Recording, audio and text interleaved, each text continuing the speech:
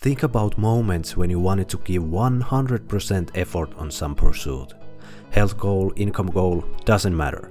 But at the same time you felt your brain pulling the mental handbrakes to hold you back so strongly, you ended up just spinning your wheels, draining all juices out of you, and nothing happened, except deep frustration. We've all had these inexplicably awful experiences, but that doesn't have to be the case for you any longer after watching this video. Now ask yourself, what was the undermining thought occupying your mind in these frustrating moments?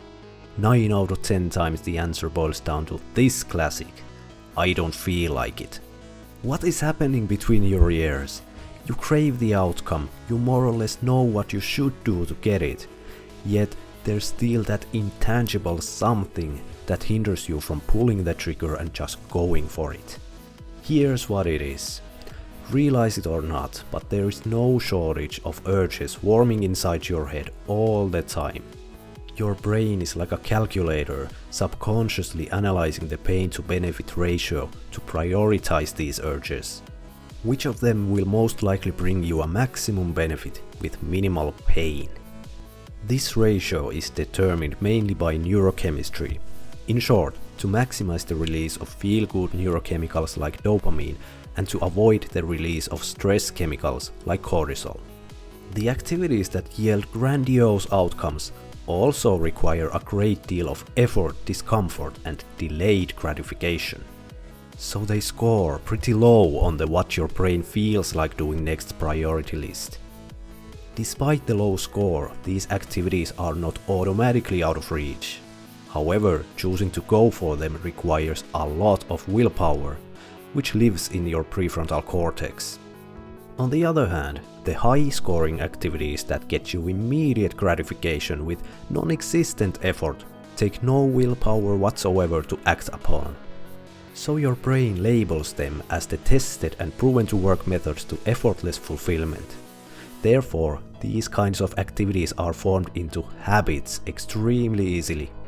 Unlike willpower, habits reside in more ancient parts of your brain. Call them the habit brain for simplicity. Can you see the big picture now? Why would you feel like exerting effort into distant and non-guaranteed rewards when there are plenty of foolproof ways to get what your brain ultimately desires? Why would you feel like working on your side hustle when the device of endless dopamine cascade sits right next to your work laptop that is guaranteed to produce immediate bursts of pleasure? So are we just hopeless to combat that powerful habit machine? The answer is yes and no. Habits are a far more powerful force than willpower ever could be, that's for sure. But here's the kicker. Your prefrontal cortex can outsmart your habit brain. In other words, you can trick your habit brain and harness its power to start working hard for your long-term goals rather than against them.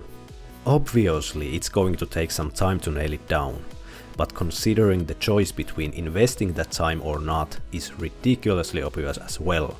So, how to stay motivated all the time effortlessly? There's a 3-step formula. Step 1.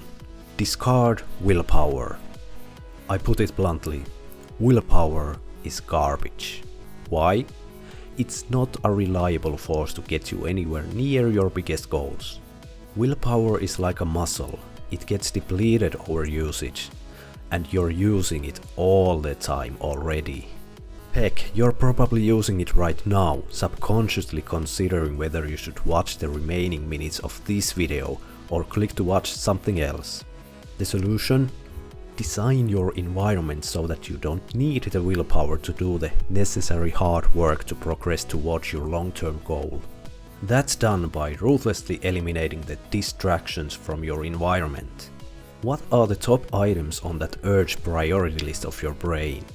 Phone and social media, TV and video games, unhealthy snacks on the table. Make these distractions as hard as possible to even get started with. By doing so, you cross out the pitfall activities from that priority list, which in turn raises your goal-associated tasks higher on that list automatically. That ultimately makes willpower irrelevant. Step 2. Focus on systems, not on your goal. Focus on the long-term goal and you basically guarantee that you will never get there. Why? Because it makes you blind to the systems, aka the small actions needed to repeat it every single day to achieve that goal. It's like staring at the navigator instead of the road ahead while driving 100 miles per hour on a highway. You will crash and burn if you don't focus on the present moment and what you are doing right now instead of the ideal future. So dismantle your long-term goal into a checklist of daily actions. There are infinite different combinations of small daily actions that will lead to your desired outcome. Your job is to define the combination that best suits your unique life situation. It will be a long road ahead, so whatever you put into your daily checklist, be sure you can stay consistent with it. That's non-negotiable. Step 3. Upgrade your fuel source. Back to your brain's priority list once again. The biggest reason why the tasks associated with your long-term goal are scoring so low on that list is that your primary fuel source is extrinsic motivation. It means that without the trophy at the end, like money, status, fame or praise, these tasks would be completely absent from that priority list. Extrinsic motivation is good for getting you in the game, but it's nowhere near enough powerful fuel to keep you playing it. If the present moment sucks, you're once again relying on willpower to endure it till the indefinite future. If you enjoy the process, on the other hand, the outcome will be a natural byproduct, just a nice bonus, not a prerequisite for your actions. So how to cultivate intrinsic motivation? This question deserves an entire video, but here's a brief formula. There are 5 particles to intrinsic motivation. Curiosity is the internal feeling of needing to know or learn something for its own sake. Passion is what you would do all day every day if no other obligations or restrictions existed. Purpose is what makes you get up in the morning and fills your life with experiences that are meaningful to you. Mastery is the desire and commitment to constant improvement in a specific area of your life. Autonomy is the sense of ownership, that you're the captain of your ship and independent from the outside commands. The more these intrinsic motivators align with what you want to achieve, the more you feel like working toward your big goal naturally. When you know exactly what you will do today to make progress, when there are no cues for distracting behavior around you, and when you have that internal drive, curiosity, passion, purpose, mastery and autonomy in place, do you think success has any other option but to start emerging into your life?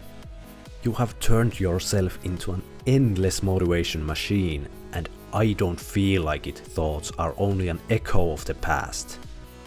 Finally, the ultimate purpose of all this environment design, daily actions and intrinsic motivation is to start shifting the sense of who you are, your identity. We all have that unique set of experiences and conclusions of life that we have attached to ourselves, forming the story that plays back deep in our subconscious mind. The reason why this story feels so unchangeable is the fact we hold on to these ideas and interpret new information through the filter of these existing beliefs. Notice the emphasis on the word beliefs, because that's what identity is. It's not set in stone. It's the reflection of your past thoughts, actions, feelings and results.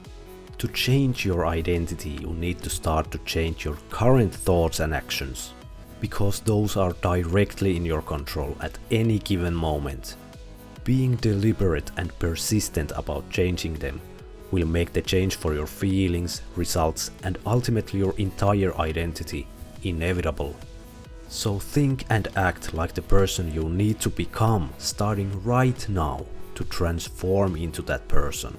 If you need to ask how, rewatch this video from 341. That's how. Hands down, the hardest part of this whole process is the beginning. To maximize the likelihood of getting through the hurdles and frustrations of the start, check out this playlist. It's an assortment of bite-sized, science-backed brain tricks that will leave nothing to chance.